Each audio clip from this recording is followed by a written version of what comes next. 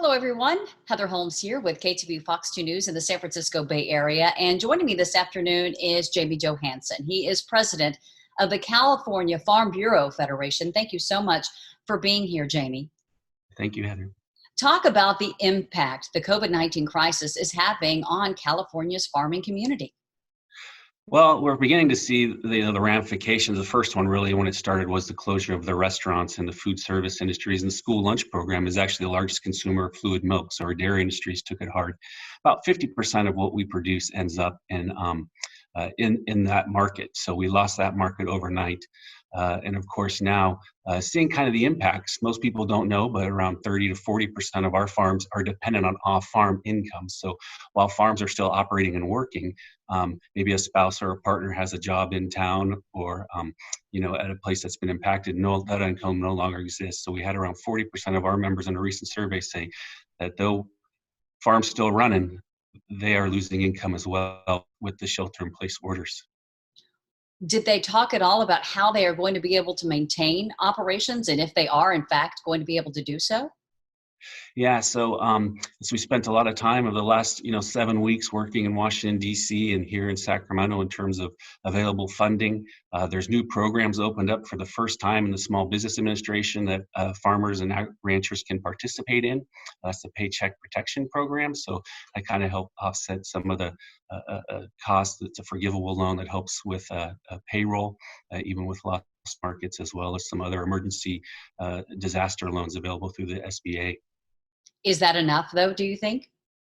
It's still going to be tough. When you see your prices for your commodities that you get 30 to 40% drop, it's going to take a while. And that's something too, coming to grips with, is that even when the shelter-in-place orders are lifted, and however long it takes for those restaurants to get back open and fully running, it's not going to be overnight. So, it's going to be at least, probably a year before we see a return to normal. Talk a little bit more about the significance of the price drops. I mean, how much have you seen demand drop and then obviously prices drop? Yeah, so ironically enough, you would think that we eat the same amount, whether it's in a restaurant or at home, but what really has changed is our buying patterns. So we see, for example, lemons, 40% of all lemons grown in California end up in food service. With butter and cheese, around 60% of the butter and cheese ends up in food service. So they've lost 60% of that market. Now, while we see demand in the grocery stores, and some of us have seen, empty grocery store shelves, it's more of a distribution problem rather than a supply problem. So while the shelves are bare, there's plenty of food in our fields and in our barns. It's just a matter of being able to get it there and retooling. So a butter factory for a restaurant or food service produces it in 55-gallon barrels, whereas if it's going to the consumer market, of course, that's the 1-pound packages we're used to. And so just to retool overnight, we wish we were more flexible in our food supply chain. And maybe something going forward that we need to look at a better job of what we can do to be more flexible. Talk about those crops, those certain products that are grown here in California and that are being impacted by all of this. Yeah, right off we've seen, it was just announced yesterday, or we just in Monterey County, Salad Bowl of America, we call it, is ramping up for its harvest, because now the lettuce production in the wintertime generally is in Yuma, Arizona, and down in Imperial County, but now coming up to Monterey. And with the loss of the market there, particularly iceberg lettuce, which is very important, and its main customer is like a fast food market, unable to sell. We've seen like around 2,000 acres of lettuce being plowed under or not going to be planted this year because of the lost markets. So lettuce has been heavily impacted. Strawberries are now coming on and will be reaching peak season around June. So they've been strongly impacted. But there really is there is no commodity in California that won't be untouched in terms of lost revenue from this current crisis. And is this a matter of kind of keeping the farming going, or also having the staff to do it? I mean, how do you kind of juggle both of those things right now in the midst of all of this? Well, the staff is there. One of the things our survey did show is that 75% of our members didn't have had full staff in terms of before the crisis started. Of the employees they didn't have, some of them were high-risk employees, so couldn't show up to work or were feeling ill. And the first rule on the farm is if you feel sick, don't come to work. There's always been kind of a labor shortage in California. But we are able to adapt on the fly. We've already taken precautions, years ago when it comes to biosecurity and hygiene and sanitation on our farms and amongst our employees and keeping them safe. Uh, but for the most part, most of our members have reported that they were able to keep their staff fully employed. Okay.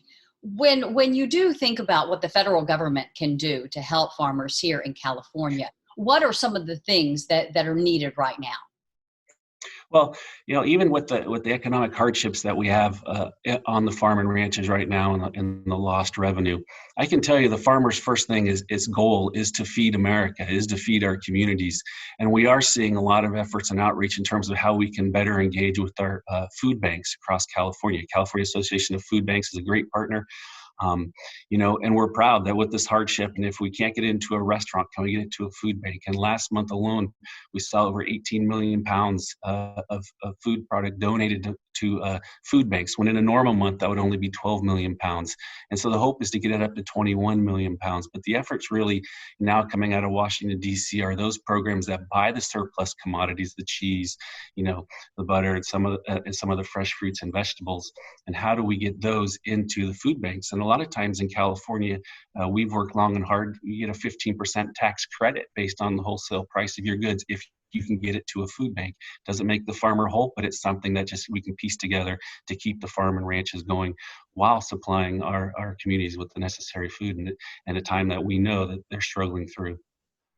I think a lot of people might also wonder what is happening to some of that surplus food that is sitting there. Obviously, you mentioned that you're trying to get it to food banks, but is it an unfortunate reality that some of the farmers are having to just discard Yeah. some of their crops? Yeah, so there's the expense of having to harvest it and having to transport it. The other situation that we have in trying to fix is the storage facilities for the food banks themselves. Simply so much food, the cold storage on the perishable simply isn't possible. So it's trying to work, and that's something too that we'll work harder at in the future too, is getting more storage space available for those food banks in cold storage. So there's a lot of obstacles to overcome. There are programs now being released, set out by the United States Department of Agriculture in terms of potentially helping with the harvest of those crops. I know the state of California has about $2.5 million in a program, Farmers to Families, that would help with the harvest costs and everything to get that food to those who need it most right now. I know that obviously you represent a lot of farmers and ranchers across California, but this is personal to you. You also are a farmer. How are you doing? How are your crops doing? Um, our markets are affected in terms of the sales that we would do. So we do olive oil, that's farm olives and making olive oil, and sell to restaurants simply isn't there anymore. We're fortunate that most of our work was done in February. Our season's wrapped up with the citrus in February, and the olives we picked, November to January. So we're kind of in a slow time, as was California when the sun went down in March. But now, of course, we're coming into the summer months, so irrigation will pick up. We'll start needing to fertilize. A lot of weed eating happening on the farm right now. So it is getting a little tense in terms of what's going to be available in labor out there. But we're doing fine. But we'll see depressed prices for a while in terms of being able to get it to a market until the markets open up. And what are you sort of planning for in the future? Obviously, there's still a whole lot of uncertainty surrounding this crisis. But as you look ahead, what are sort of your hopes as we move forward? I hope we can, and we see kind of numbers in terms of those contracting the virus starting to drop. And we listen to the governor every day, on his daily news briefs and everything, is that if we could speed that up, and one of the things talking with the governor is that, we have a diverse agriculture and we are a diverse state in California. And so perhaps there's those parts of California, maybe even in rural California, that can open a little quicker. It's going to take longer for rural California to recover. We've seen that in any recession situation in terms of just not having the capital and the people, simply, which defines rural, needs to get a kind of a head start and needs to get rolling. So we hope we can bring it out in a timely manner. And then, of course, it's starting to prepare, because as we've seen in other pandemics, does it come back in the fall? Do we see an outbreak? And what are we going to be prepared for then? And what can we learn from this situation? And what are some of the lessons learned, Jamie, from all of this? Well, I think the biggest lesson we learned, and we did it on the farm, and we've been incredibly successful. You haven't seen the outbreaks on the farm of COVID-19 amongst farm workers like you have seen in some of the processing plants back in the Midwest, and that's simply because of the protocols we had in place, and also the free flow of information to up those protocols. So maybe more hand washing stations that are already required, mandatory breaks, and common sense actions like not having all your workers show up at the same start time, taking different staggered lunch breaks. And then, we're planting tomatoes right now, and our farmers sending in pictures of the innovation of putting a plexiglass between the people sitting on the planter because the rows are only 5 feet apart. Now, in some situations like my orchard or in a grape vineyard, social distancing of 6 feet is no problem when your trees are spaced 20 feet apart. Yeah. As we wrap this up, your message to all of us here in California who rely on your products and want to support what you're doing, what is your sort of message to all of us that, again, rely on you? Well, our biggest message is thank you, because we have felt the support and we've felt the concern as well, and the questions we field from non-farmers who call in to ask about our farm workers and ask about, little concerned over the food shortages, but thank you for the support.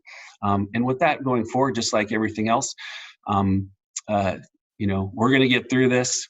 There's plenty of food out there. It is a distribution problem, but for now, it's a matter of buying what you need, maybe for the week. And what we all have to do is really think about our neighbors and those around us and reaching out to them to make sure that both mentally and physically they're well. Because it's a stressful time for California, but thank goodness we live in a state that has this diverse food supply that we can make available, and we're harvesting year-round in California. All right. Jamie Johansson, California Farm Bureau Federation. Thank you so much and keep up the great work. Thank you, Heather. Really appreciate it.